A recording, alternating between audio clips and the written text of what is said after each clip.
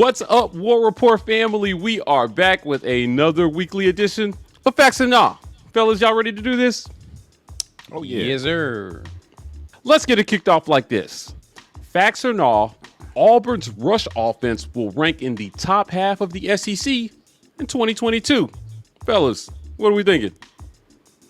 I'm going to go facts on this one. Auburn ranked in the bottom half this past season. It's well documented we struggled getting a push along the offensive line and didn't run the ball as well as we hoped in year one of the Harsin era. I think this coaching staff gets it corrected. We see some new faces along the O-line, and we actually get a push this upcoming season. And while I don't think we lead the league or at the top of the league in rush offense, I do think we sneak into the top 7. So that's facts for me.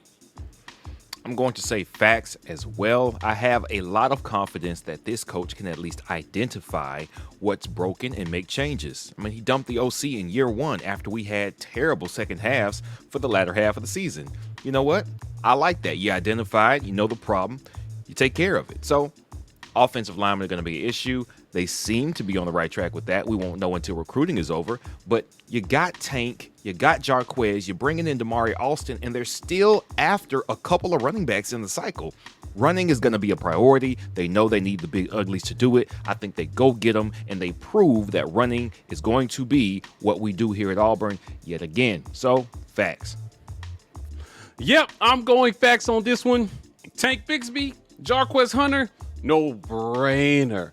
I trust that we're going to get this offense, this rush offense, and the run blocking fixed in the offseason. So whoever the new OC is, I think he's going to come in, improve our passing attack, which is going to open up lanes for these running attacks. Teams will no longer be able to stack the box against Auburn in 2022. So I'm going facts, top third of the SEC in 2022. All right, guys, facts or nah? Auburn's defense holds Houston's offense to 21 points or less in the upcoming Birmingham Bowl. What do you guys think? Yep, I'm going nah on this one. No Zacoby McClain, possibly no Roger McCreary, equals no dice for me. I think we're going to have to score points to win in this one, unfortunately. Now, we may see some dynamic redshirt freshmen get into this one. Ultimately, some of the All-Stars may not play in this one, so I can't see that making us better. I'm going to have to go nah on this one.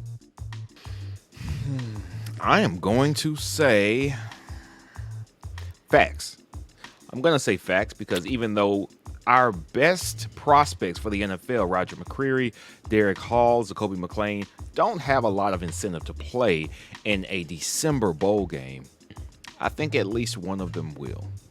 Derek Hall will be the one we can miss the most because we're so stacked on the defensive line. We saw what life was like without Zacoby, and it wasn't pretty in the first half of that Georgia State game. But the biggest difference here is 3 weeks of practice to get into the flow of the game. Cam Riley can get those reps. Wes Steiner can get those reps. I think these guys can get prepared, even if Zacoby is missing, which would scare me the most.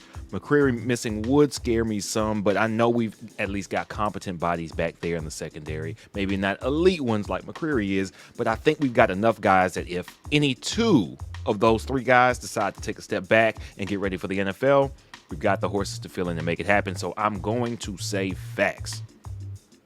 Well, guys, I'm going to have to go nah on this one because Houston likes to throw the ball, which has kind of been our Achilles heel this season. If they were more of a running team, I would feel a little bit more confident as we have shown the ability to do that with mixed personnel up front. But our secondary has always been a bit inconsistent, and some of our best defenders in the secondary won't even be playing in this game, possibly. So Auburn's going to have to score. Houston's defense isn't all that great, so that presents us with a lot of opportunities yet still to win this game. But the offense is going to probably have to carry the defense in this game, given that we're going to have some guys out. So it's going to be a nah for me. All right, fellas, facts or nah? Bruce Pearl wins SEC Coach of the Year this season. Come on, man.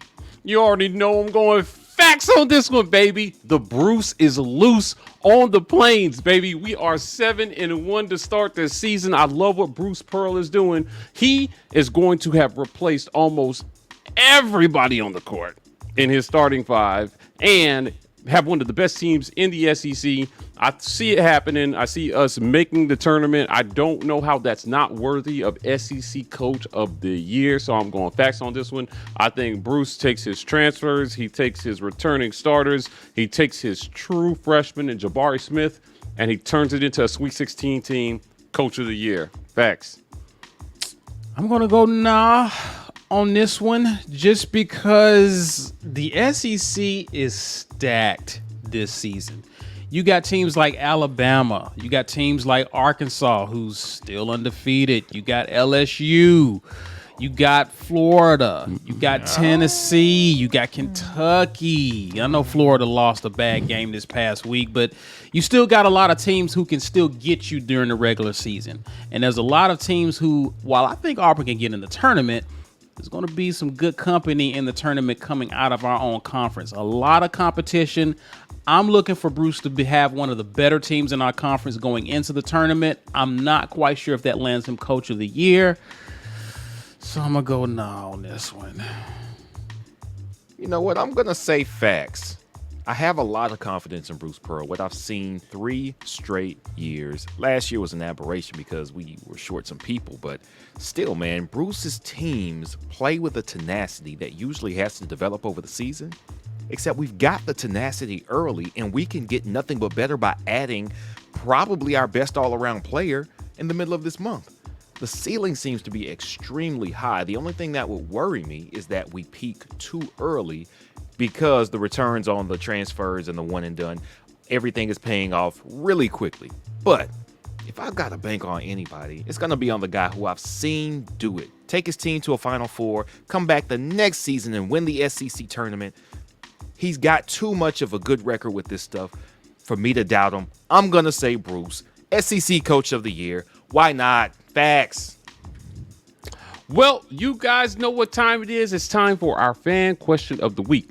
This week's fan question comes from our guy, AU Fan TJ, on Twitter, and he asks, facts or no, Auburn will have 3 new starters along the offensive line in 2022. Fellas, what are we thinking? I'm going facts here. It's kind of a no-brainer. We're going to have a new center, a new right tackle, and a new left tackle. Zaire, Irvin may step in as center. Not quite sure who the right tackle would be. There's going to be some names to throw in there, but I do see at least 3 new starters along the offensive line. Of course, assuming that no one uses their COVID year, I expect those guys to move on. We see some new faces along the O-line, new blood. We start to build some depth. Hopefully, we bring in some really good talent with this upcoming recruiting class. I look forward to there being some new faces up front. I'm going facts here. This is a pretty easy facts for me. I would be disappointed if we didn't start 3 new offensive linemen. We know we got marginally better in pass blocking. We kind of stayed roughly the same in run blocking. We need more from that group. So, again, assuming that Coach Harsin sees deficiency and he knows it needs to be fixed, Will Friend, who seems to be a good offensive line coach and recruiter, I think they can get the horses in here to make that a better group, and that starts with making it a drastically different group. So, yes, facts, at least 3 new starters. Yeah, I'm going facts on this one. Guys, something's got to change at offensive line. So we got to do drastically better than we did. I think that's going to come with bringing in a new blood along that offensive line. I also expect us to grab a high-profile transfer out of the portal that will be one of those new starters on offensive line, along with some guys not taking their 3rd year and their COVID year and choosing to go on to the NFL or other endeavors. So I'm going facts on this one. I think we got 3 new starters headed into 2022. Well, that's it for another great edition of Facts or No. Listen, we want to hear from you. So if you want to have your question featured on this segment, hit us up. Hashtag Facts or No on Twitter, Instagram. We'll get to your question on our next segment. Other than that, you know where to find us. We are The War Rapport on Twitter, Instagram, YouTube, TW Rapport on TikTok. Gentlemen, we're signing off. And as always, War Eagle. War Eagle.